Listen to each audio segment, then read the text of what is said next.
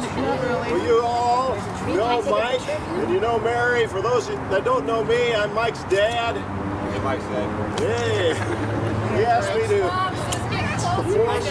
perform the ceremony. You can get as close as you want as long as you don't block the camera.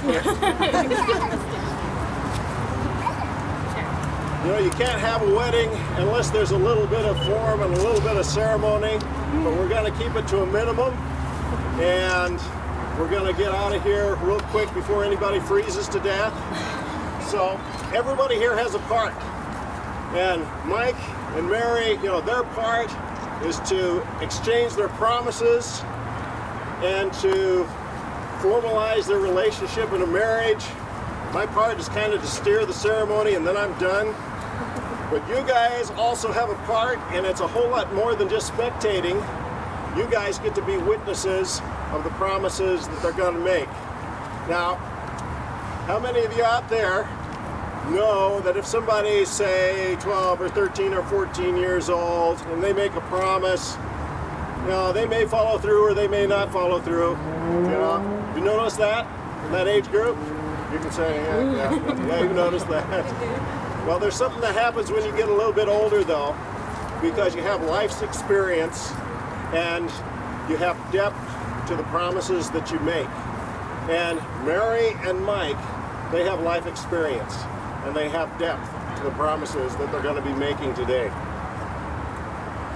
A long time ago, like over 30 years ago, like before a lot of you were born, that long ago, Beck and I got married, and the first 10 years of our marriage was not so good. As a matter of fact, it was so hard that we wondered if it was even going to survive.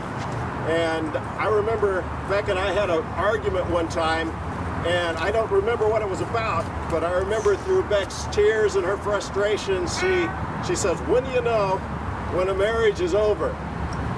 And my reaction was, you know, and I had to think really quick on my feet, and my answer was, well, a marriage is over when one of the partners dies. And that was a turning point in our marriage, because that was the point where Beck knew for sure that the promises that we made, they were going to stay, and our marriage was going to endure. Now, I can guarantee absolutely 100% that in Mary and Mike's marriage, they're going to have great times, and they're also going to have some times that are not so good. And in those times that aren't so good, they may even come to some of you, the witnesses of today, and they might ask, how do we know when a marriage is over? And that's going to be your opportunity to remind them of today and the promises that they're going to make. Your being witnesses today is important, so don't minimize that. Now, there's a lot of opinion about, I'm going to say it, that God word. Some people believe that God exists and some people don't, and there's the whole spectrum of gray in between. Beck and I, we happen to be part of that group that believes that God not only exists, but we also believe that he has a plan, especially a plan and a future and a hope for people getting married. And what we want to do is we want to invite you all to agree with us in a blessing on these two. And that blessing, well, what is it here? Oh yeah, here it is. That blessing is for prosperity. If you agree with us for prosperity for these two guys, well, this guy and this gal, okay.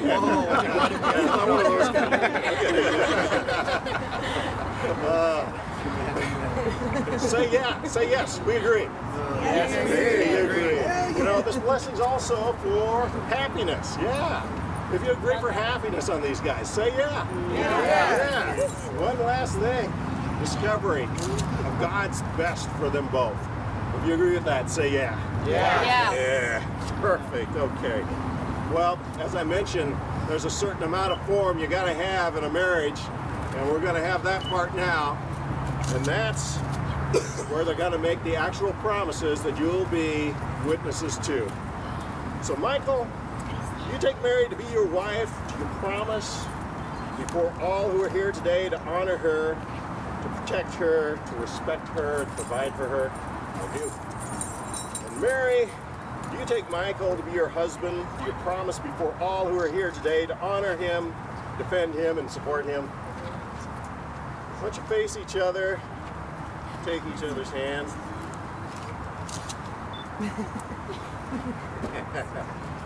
Michael, repeat after me. I, Michael. I, Michael. Take you, Mary. Take you, Mary. To be my wife. To be my wife. I promise this day.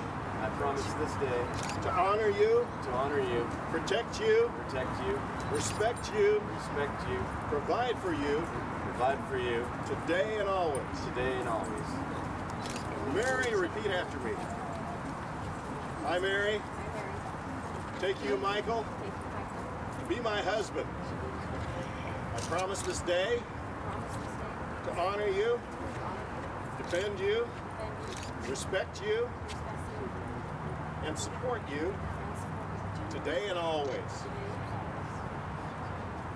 Now these two also have written some personal vows. And they're going to share those right now. Uh-oh. Really soon. Mary, words can't describe how much I love this beautiful woman. I love the happy life we've made together, and I promise to love you, protect you, and take care of you for the rest of my life.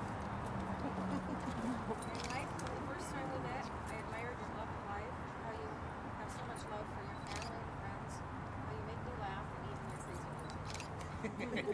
You are the best man I've ever known, and I'm so proud to be your wife, your lifetime partner, lover, and friend.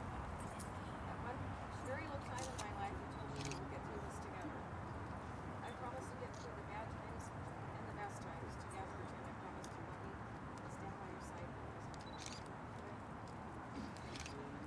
rest of my life. We'll see that you've exchanged these promises between yourselves and the sight of these your witnesses and God. I now pronounce you, drum roll, man and wife. You may kiss the bride.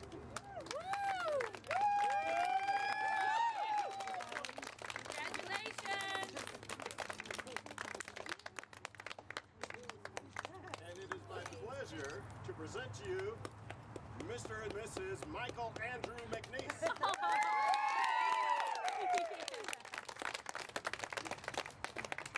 Thank you, everybody. Thank you so much for coming. Yeah. And I hope you can all go to the reception. Are you late? You're my designated driver.